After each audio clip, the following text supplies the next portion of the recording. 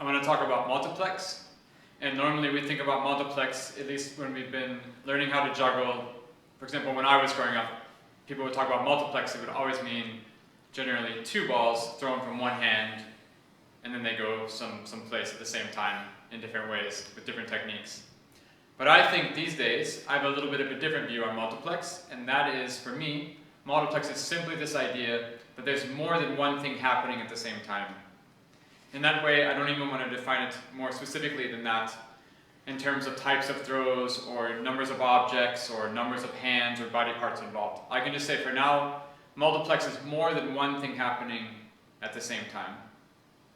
But with this traditional view of what multiplex is, if we look at it in terms of trying to lay it out into some sort of overview, we're going to talk about two objects, again, those two balls that I started with. So two objects, those can be balls for now, to keep it simple, right? Two balls. And then one release point, so one hand, for example. So two balls from one hand, right? That's the traditional definition that we started off with. And of course, pretty obvious that we could say that the two objects could also be clubs or rings or something like this. We've all had some experience with that.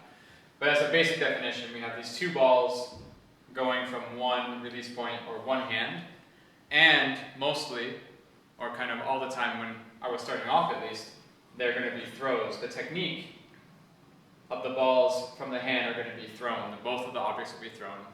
And both of the techniques are the same. There's two objects, the same technique will be applied to both objects. And that way we do have a little bit, again, of an overview here of those types of throws. I've already, with this many details, how many variations we have. So for example, both of the objects can cross from one side to the other, and we're talking about one release point and then of course two end points, catching points. Let's say we have two hands, and both objects are going to be thrown from one hand. Then, for example, if we're talking about two ending points, then both of the objects can cross to the other side, and then that throw can be done where the objects go to different heights, like I just did, or the same height, for example. Same thing, one of the objects, of the two objects, can cross, so one of the balls can cross to the other hand, and that means one of the balls stays to the same hand where it started from, or the release point. It means the same thing again. We can do that split as the same height, and then we can do the split where they go different heights. And the same thing, when we're splitting into different heights, we can start to say one ball crosses, and in different heights we have two choices of which is going to cross. We have the high ball that can cross, and then of course there's the low ball that crosses, depending on which technique you use and which grip. And then finally, of course, both objects stay on the same side, so they go different heights or they go same height. But we have the option to change any of these words as we want to, right? So again, we could change the word balls. We could say we're going to do this same exercise with clubs or rings or whatever. And instead of using our hands, we could say we're going to use, it doesn't matter, a hand and a head, a hand and a foot, a hand and the floor and your leg, whatever. And for today, the more important one is going to be this idea of the word throw. Because what I want to do is look at this idea that we can take a throw and use any of the techniques that we have today inside of juggling. Because juggling isn't just throwing and catching anymore. It's sort of anything you can do with an object. We have throws, placements, hits, pinch, trap, roll, hold, balance, drop, spin, kick, bounce, whatever, etc. And these can be defined as you wish in terms of how specific you want to argue what is a pinch and what is a hold, and what's the difference between a placement and an isolation, or whatever you want to say. For now, this is just symbolically here to show you that there's a million different things you can do with every object. And if we put that back into our system here of this normal traditional definition of multiplex, it just means that we can take two objects, such as two balls, and we can have one release point, which is, for example, a hand. And then those two objects, instead of them both being thrown, they could, of course, both be bounced, or they could both be kicked, or they can both be dropped or whatever. But what's even nicer, maybe, or more interesting, or at least less explored, is if the objects behave differently. So we can have, of the two objects, one object will be one of the words on this list, and the other object can be another word on this list. So you could imagine, what if you had a multiplex where one of the objects did a hit and the other object did a pinch? And that becomes technically challenging, right? Because what we're talking about is, in multiplex, more than one thing happening at the same time. So what is the technique to make two objects, to move two objects in such a way that one gets hit and one gets pinched in the same movement? Then you start to get really strange techniques. And that's what I want to look at. But before we get there, just to say, we have this common overview of what multiplex is. And on top of this, if we start to define multiplex simply as more than one thing happening at the same time, instead of specifically saying it has to be two balls from one hand, which is the traditional definition that I grew up with, then we can start to say, of course, that instead of there being two objects, there can be more than two objects. And that's pretty normal. We're all pretty familiar with that. You already know you can throw 3 balls from one hand instead of just 2. For example, you could also have multiple release points or different release points. It means that, of course, you can do a multiplex where you use both hands throwing at the same time. Or you could say, again, a different kind of release point could be maybe the floor, or, yeah, your friend, or your shoulder and your hand, or your shoulder is going to throw 2 balls, or your shoulder is going to take up 2 balls, or the shoulder is going to take a ball and a club. For example, you could also mix up the objects, and you have your ball and your club on your shoulder, and you're going to throw a pinch hit or something. What is that? So we have a pretty conceptual framework inside which we can explore these really random techniques. And again, it's going to be that same game we've been playing this whole time. Some of these ideas are going to work really well, and probably a lot of them are going to be impossible or really stupid. But you could also, again, just to say, instead of having these 2 objects be the same object, they could be mixed objects. You could have a ball and a club. Or you could just have them be different objects, and they could both be the same object, obviously. I think the most productive area to explore, because it just hasn't been done at all, is where you have the different types of objects that are mixed in the same multiplex. So you're mixing objects in the multiplex, and you're using different words instead of the word throw, these different combinations of techniques, because you're going to get really strange physical solutions to these problems. But let's start really simply, and let's start with the traditional definition, where we're going to have 2 objects and 1 release point, we're going to have 2 balls, and we're going to use 1 hand, and we're going to have 2 ending points. It means we're going to use both hands as an ending point. So we have the starting point is 1 hand, the ending point is 2 hands. Sometimes, of course, the second hand won't be used if we don't cross the balls. But of course, if they both cross or just one ball crosses, then we have the 2 ending points and filled out using those techniques. And these, again, have very specific grips and techniques to make these happen in the traditional definition. But let's change the word throw. And let's change the word throw for only one of the objects. So instead of throwing both objects, let's do a throw of one object and a trap of the other object. And for now, what we can say, and we can define a trap, and again, besides arguing what exactly is a trap, it's just conceptually we can just agree and move on and say, what is this technique for now? And that means for a trap, we can trap in many different ways or with many different body parts as well. Again, talking about what is the ending point, or what are the physical properties involved in this trick that we're going to do. For now, let's try to trap with the other hand, just to keep things really simple. So we have our 2 hands, we have the 1 release point, and we're going to trap with the other hand.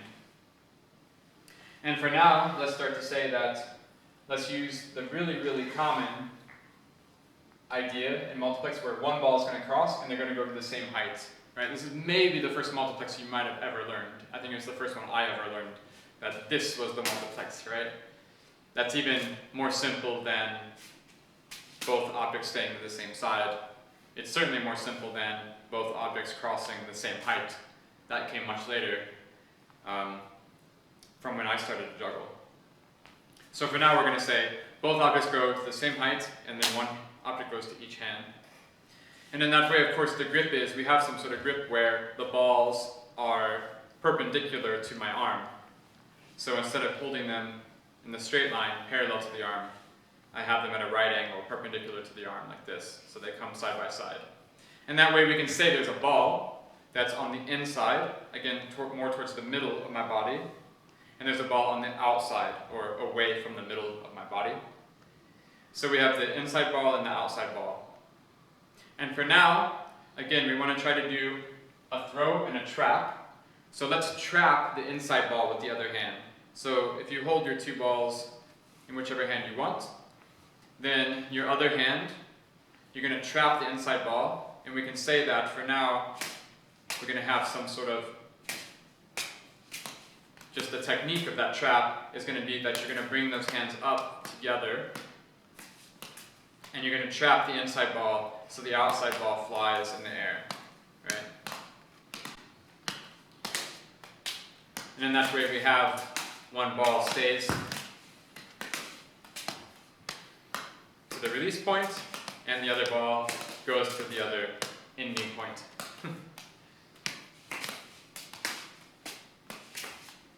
So that's pretty simple.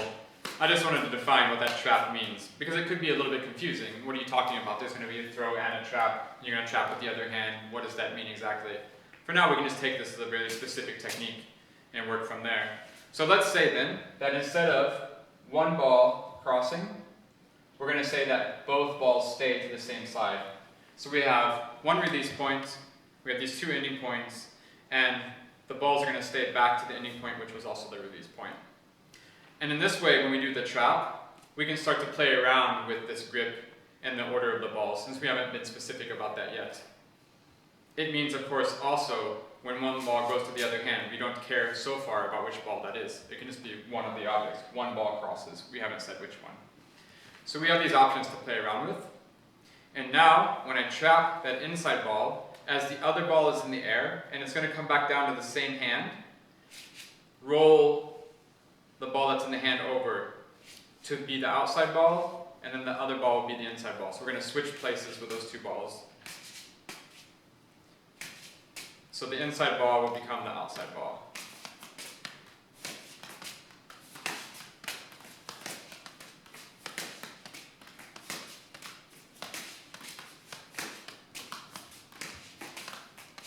So while that ball's in the air, you're taking that and you're rolling it over into where the thumb and the first finger are. So that's pretty simple. And now let's try the same technique, but instead of catching just normally, let's try to do one of these penguin catches and see how that changes the technique. Because again, we're saying one release point, two balls, they're both staying the same side, we're doing a trap and a throw, but we haven't said how we catch it. We just said where the balls go to, but we haven't said how they go there, or how they end up there. So now we can have a penguin catch. So you do the same throw as before here. You keep the same roll over, and you can keep your hand there. But you're going to catch, instead of catching here, we're catching here. You're just going to turn your arm over. So you have a penguin catch with a trap and a throw.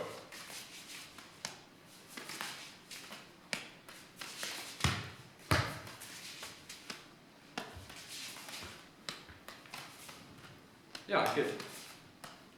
Great. So then, again, we have an inside ball and an outside ball. So far we've been trapping the inside ball, right? We've been rolling it to become the outside ball. So let's start to trap the outside ball. Let's just do the reverse of what we did. So now we're going to trap the outside ball and roll it over to become the inside ball.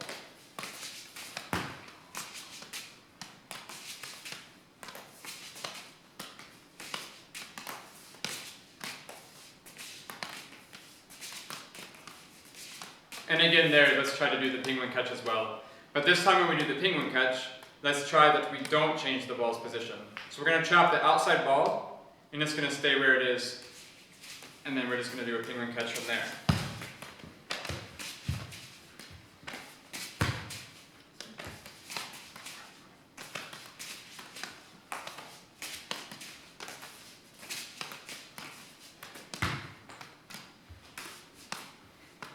Good. And of course, we can do one example of where both balls cross to the other side using the same grip and using the same technique we've had so far. So you do a throw and you trap. And as you trap, that trap is going to get transferred to the other hand, right? That's pretty simple to understand. So we have a trapping the inside ball. And you can play with that inside ball once you trap it. Where is it going to go? Is it going to go to the outside grip, or is it going to stay to the inside grip and the other ball goes to the outside? So we have all these variations to play with. And of course you can trap the outside ball and have it also be transferred over.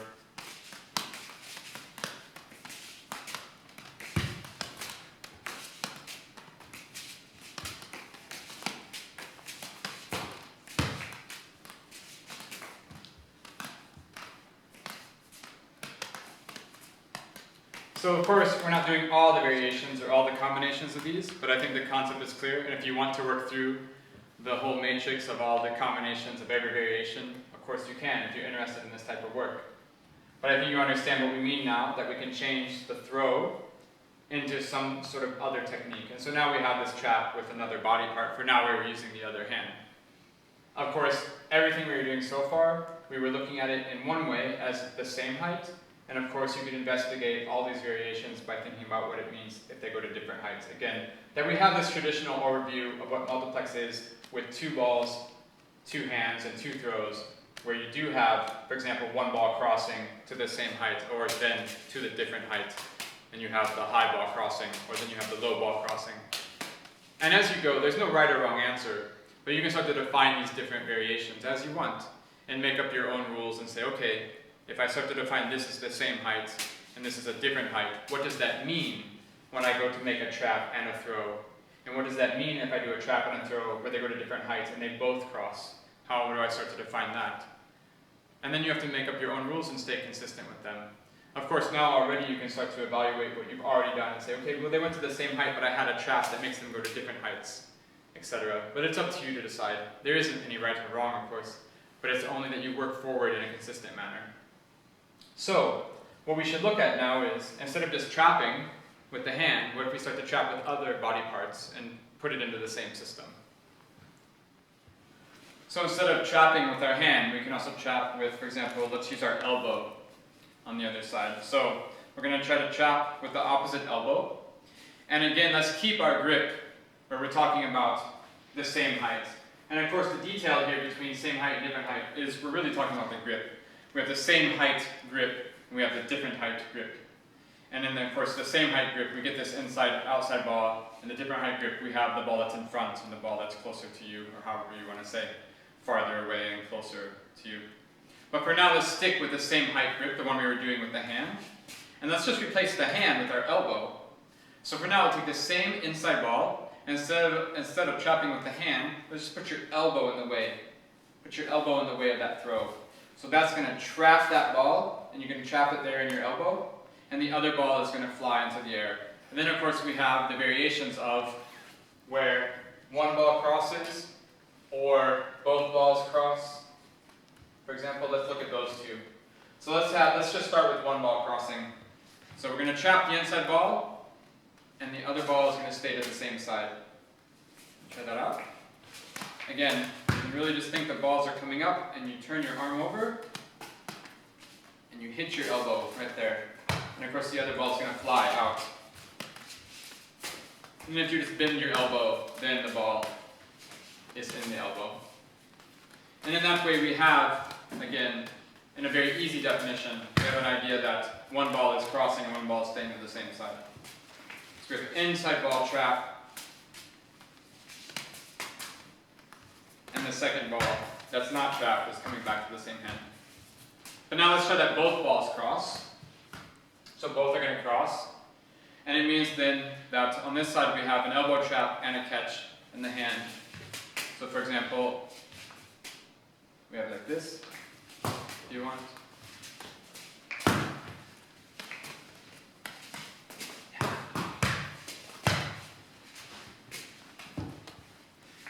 And if you want to start to turn your trap into a little bit more of a placement, it means that once that ball is there, if you don't want to catch the other ball with your hand upside down here, you could kind of push that more into a placement and catch the other ball with your hand right side up. So you have a little bit of a, instead of a trap, it's a trap placement, depending on how you want to define that.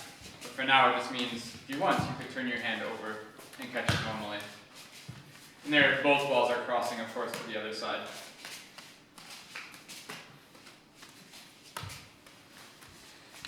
Good, and let's try the same thing now with the outside ball. So far we were just using the inside ball, and now it's the same thing. You reach over and across, and you put your elbow on the outside ball. And now if you want, you can catch, if they don't both cross, we're going back to just one ball crossing to the other side, to the other hand, to the other ending point. It means you can catch under that other arm. And then again, if you want both balls to cross to the other side or to the other ending point, you can do the same game again where you're going to catch upside down or turn your arm over if you want to keep it more of a placement instead of a trap. And so we're doing outside ball is being trapped or placed.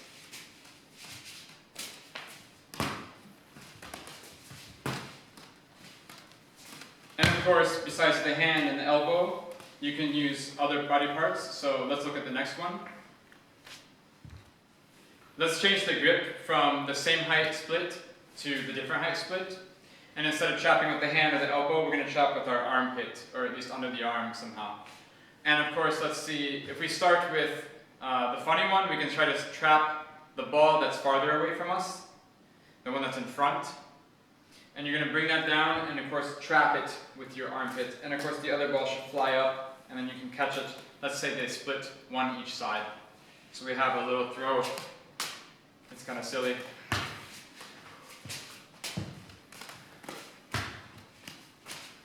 Like this. And if you want, then let's try to make both balls cross for fun. The same technique. And then let's try to trap, instead of the front ball, the ball that's closer to us. And then it's the same thing again. You're going to bring it up, and that throw there, just literally is going to go up into your arm. And you can either catch the second ball under that arm. You can also try to throw it around so it comes back.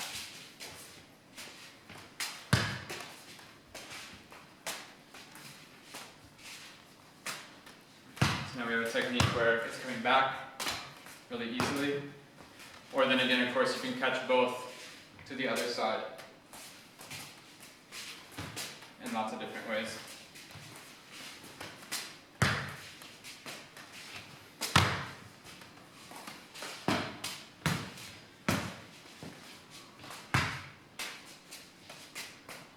And as well, instead of taking this trap from the front of our body, we can also do it from behind the back. Or it's the same position we're looking for. We're going to try to take it around the back instead of around the front. So now let's try to trap the ball that's closer to us. If the balls are in line with your arm, this is the ball that's closer to your body. We're going to try to trap that one as you do it behind the back throw. So we have the same position as before. And for now the balls can split one hand to the other.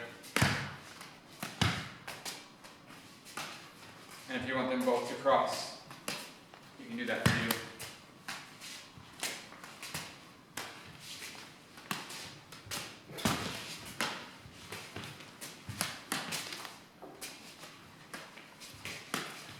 And if you want to, you can try to trap, instead of the ball that's closer to you, trap the ball that's farther away.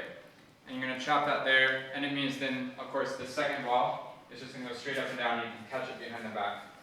So you have a bit of a behind the back throw with a catch there behind the back as well. little technique like that, depending on which ball you want to trap. So trap the farther away ball.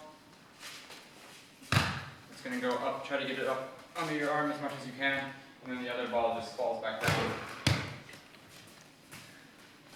And of course, that same technique can be that you catch both balls on the same side, so they both cross. So we did hand, elbow, armpit, and then next we're going to do the leg. So we're going to go back to the grip where the balls are perpendicular to the arm, and now we're going to trap with our legs. And in fact, we can trap with the back of the knee. And so far, we've only been looking at throws where they both cross, or one crosses and one stays. Let's see what happens if they both stay on the same side as a start. So we can take the inside ball, and you're going to trap it under the knee on that side. So you just have a little throw, and then catch with that same hand. So you have a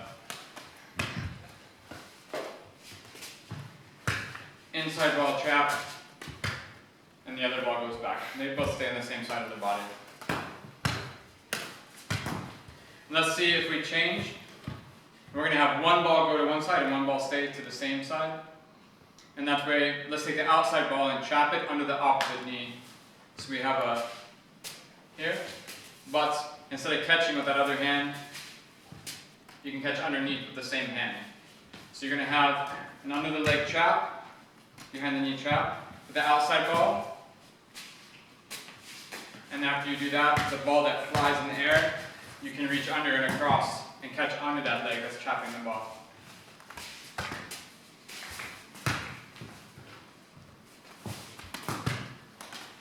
And if we go back to the original version, where they both were staying on the same side, let's make one ball cross and one ball stay to the same side. We'll do the exact same technique where the inside ball is going to be trapped by that same leg on the same side, but the other hand will reach under and across and catch the outside ball. So we have a split where, again, they're going to different sides, but the catching hand reaches under and across.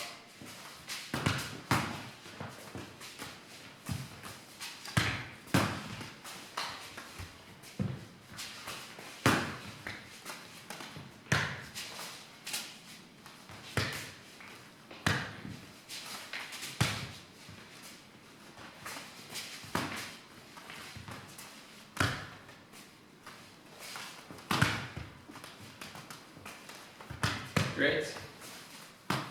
Okay, let's do a split. Let's do a high-low split where the high ball is going to cross. But now, instead of doing a trap and a throw, let's do a placement and a roll.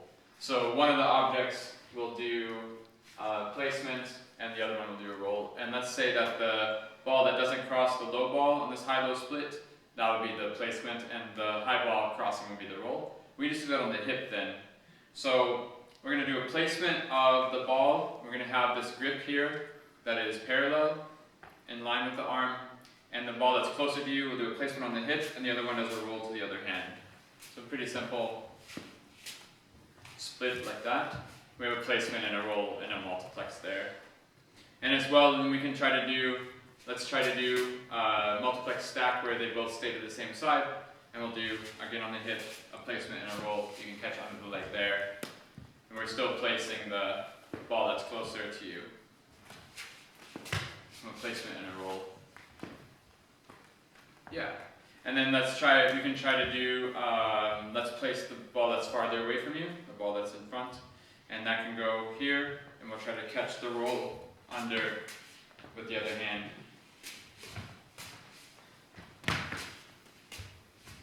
We have a hip placement and a roll.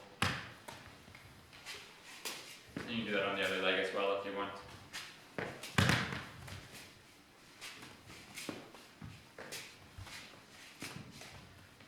And of course, this technique is really easy. It's not so hard to do, and it's not very complicated to understand. But I think it's a nice first step to start to think about how can we do a multiplex with any two of these words, working with these with the objects as we've been doing. So when you say do a placement and a roll at the same time, you say, whoa, what is that? What could that be? In the end, it's not so complicated, right? It's a really simple little technique. but it's an introduction or a first step into starting to understand how you could replace any of those words with any of these other techniques. But let's look at a couple more. Let's do another placement and roll. Instead of on the hip, we just do the shoulder and the neck. So you can just take the same grip as before, and the outside ball, the one that's farther away from you, and the ball that's in front, you're going to just do a placement on that shoulder, and the other ball can roll down to the other hand. It's really simple, obviously, easy to understand. You can do the same thing to the same shoulder, so take the two balls in that hand, and they kind of do a little, reverse arm curl up, and you just have a placement there, on the same side, or across. And of course, then if you want to try to trap the ball that's closer to you, then you can put that one there. Maybe the other ball goes behind.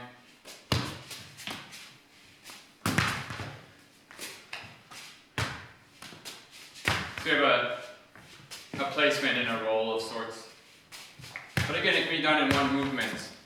So it could be kind of nice to take some of those normal multiplex tricks, other normal multiplex tricks with these balls. For example, this is a stack that's crossing, and it's crossing again to different heights instead of the throw like this. So if you have a trick that has a stack that crosses to different heights, maybe you can insert this new trap roll thing in place of that, and it will keep the same rhythm.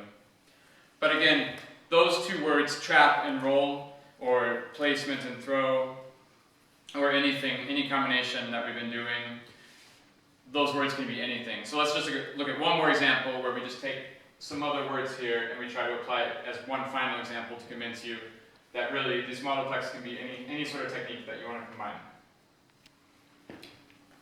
Okay, so let's take a throw and a hit. So again, how can we combine these different techniques? What does it mean? We can take it really simple. The first one, let's take a grip that's perpendicular to the arm. So we'd have normally, you could say, same height split, where one ball is going to go to each hand. And let's try to hit the inside ball with the catching the other hand. Both hands are going to catch, but the empty hand, we're going to catch the inside, hit the inside ball. So throw same height split, and then that ball that hand hits, it's just going to go back to the same hand there. But essentially, we're turning a same height split into two different heights.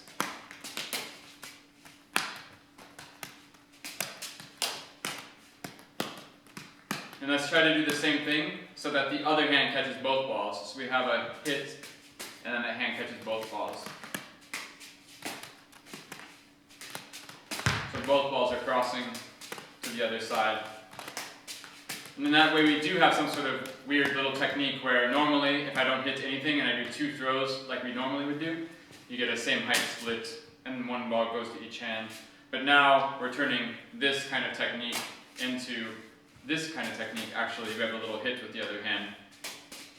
Right? So we have the same height split, but then we do a hit so it turns into different height crossing stack in one way. And then let's try to hit the outside ball. So we're trying the inside ball, and now the other hand can hit the outside ball. We have the same variations. So, little tap down.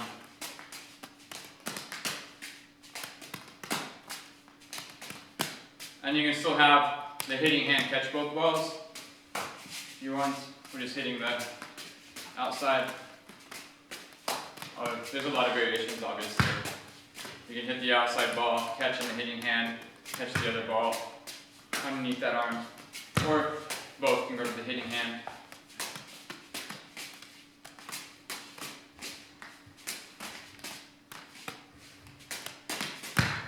And then let's change the grip. So instead of this perpendicular line, we're going to go in line with the arm. And let's try to throw a different height stack to the same hand, so both balls stay on the same side, both balls don't cross. And we're going to try to hit the top ball back down to the hand before the lower ball. So we're switching the position of those two balls. Normally it's here, and then the top ball we're going to hit so it arrives before the lower ball.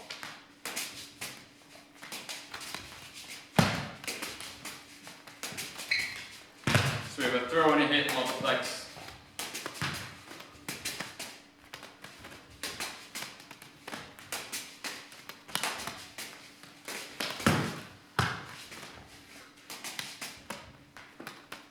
And then let's take that same throw, that different height stack, and then let's have them both cross. But now, the top ball, you're going to still hit it back to the throwing hand, but the lower ball is going to cross. So we have so actually what we're doing now is we're taking a different height crossing stack, and we're kind of turning it into a same height split, yeah? Right? Rhythmically, we have this, the balls are going different heights, and so normally they would land one after the other, but now we have this hit back to the throwing hand, and now they land at the same time. So you're actually doing, in one way, the rhythm of that throw. So we have this hit, changing the rhythm.